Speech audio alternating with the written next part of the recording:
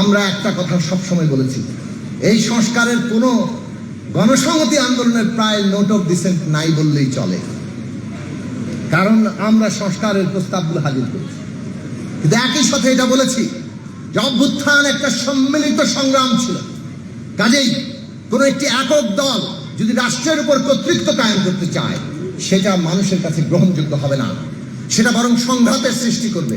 আর ওই সংঘাতের জায়গা ফাঁক দিয়ে পতিত ফ্যাসিস্টরা, তাদের দেশি বিদেশি মিত্ররা, ওই শেখ হাসিনা ভারতে বসে আজকে এই অভ্যুত্থানকে ধ্বংস করে দিতে চাইবে। কাজেই আমাদের এমন কোন পরিস্থিতি তৈরি করা ঠিক হবে না যে পরিস্থিতি আমাদেরকে ওই রকম একটা জায়গা করে দেয় যেখানে ফ্যাসিস্টরা আবার প্রবেশ করতে পারে। আর সেই জন্য দরকার ন্যূনতম জাতীয় ঐক্যমত্য।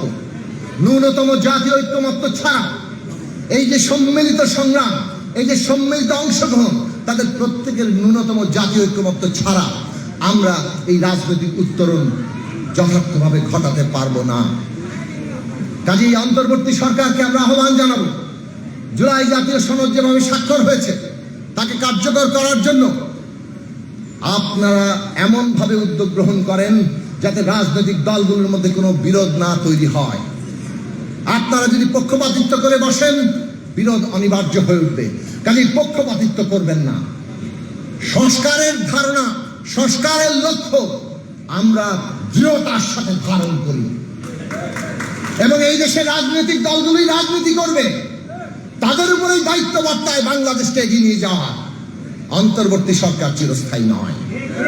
কাজেই রাজনৈতিক দলগুলো যদি সংস্কারকে সত্যিকার অর্থে ধারণ না করে তাহলে তো সংস্কার কেউ করে দিয়ে গেল সেটা টিকবে না।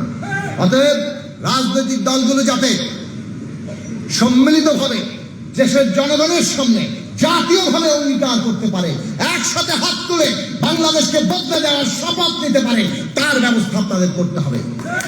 বিরোধ সৃষ্টি করে আগামী দিনে এই রাজনৈতিক উত্তরণ আমরা ঘটাতে পারবো না। নেতৃবৃন্দ বলেছেন, আমি আর বক্তব্য বাড়াবো না। আমাদের পরিষ্কার বক্তব্য যে ঐক্যমত্যের ভিত্তিতেই এই জুলাই জাতীয় সনদ কিভাবে বাস্তবায়িত হবে তার প্রক্রিয়া ঠিক করে অবিলম্বে আমাদের নির্বাচনের মধ্যে যেতে হবে।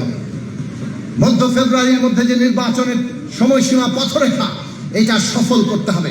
মনে রাখা দরকার, বিচার, সংস্কার, নির্বাচন এই মুহূর্তে বাংলাদেশের প্রধান জাতীয় স্বার্থ। অনেকেই এখন বলছেন, একটি দলের সাধারণ সম্পাদক বলেছেন ফেব্রুয়ারির নির্বাচন পিছিয়ে যেতে পারে। আমরা পরিষ্কার ভাবে বলি, এমন কোন অবস্থা সৃষ্টি করবেন না যাতে দেশে একটা অস্থিতিশীল রাজনৈতিক পরিস্থিতি তৈরি হয়। কাজেই ফেব্রুয়ারির নির্বাচন মধ্য ফেব্রুয়ারির মধ্যে হতে হবে এবং সেই নির্বাচন আমরা যদি সবাই মিলে শান্তিপূর্ণভাবে জনগণের ভোটের অধিকার প্রতিষ্ঠিত করতে পারি, তার জন্য ব্যবস্থা করা এই অন্তর্বর্তী সরকারের দায়িত্ব। সেটা যদি ব্যর্থ হন, জনগণ আপনাদের ক্ষমা করবে না। কাজেই আমরা সকলের প্রতি সে আহ্বান জানাবো, আসুন আমরা সবাই এখনো ন্যূনতম জাতীয় ঐক্যমত্যের উপর দাঁড়িয়ে রাজনৈতিক উত্তরণ ঘটাই। বাংলাদেশের শহীদেরা যে নতুন স্বপ্ন তৈরি করেছেন সেই স্বপ্নকে সত্যে পরিণত করি। বাংলাদেশে গণসংহতি আন্দোলন সেই স্বপ্নকে সত্যে পরিণত করার জন্য তার সমস্ত শক্তি দিয়ে তার চেষ্টা চালিয়ে যাবে।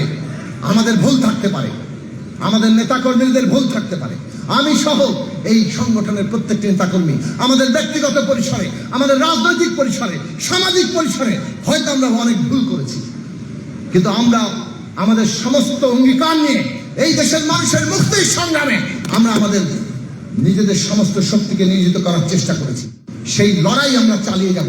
ভুল থেকে শিক্ষা নিয়ে আগামী দিনে একটা দেশের জনগণের গণতান্ত্রিক পার্টি হিসাবে, প্রগতিশীল পার্টি হিসাবে কিভাবে আমরা দাঁড়াতে পারি, কিভাবে আরো শক্তি নিয়ে দাঁড়াতে পারি এবং একটা প্রগতিশীল গণতান্ত্রিক জোট শক্তি গড়ে তুলে এই দেশের ক্ষমতায় গিয়ে বাংলাদেশকে পরিবর্তন ঘটাতে পারি, সেই লক্ষ্যকে আমরা সামনে এগিয়ে নিয়ে যাব। সেই অঙ্গীকার রেখে আমি আমার বক্তব্য শেষ করছি। আপনাদের সবাইকে ধন্যবাদ। পঞ্চম জাতীয় সম্মেলন সফল হোক।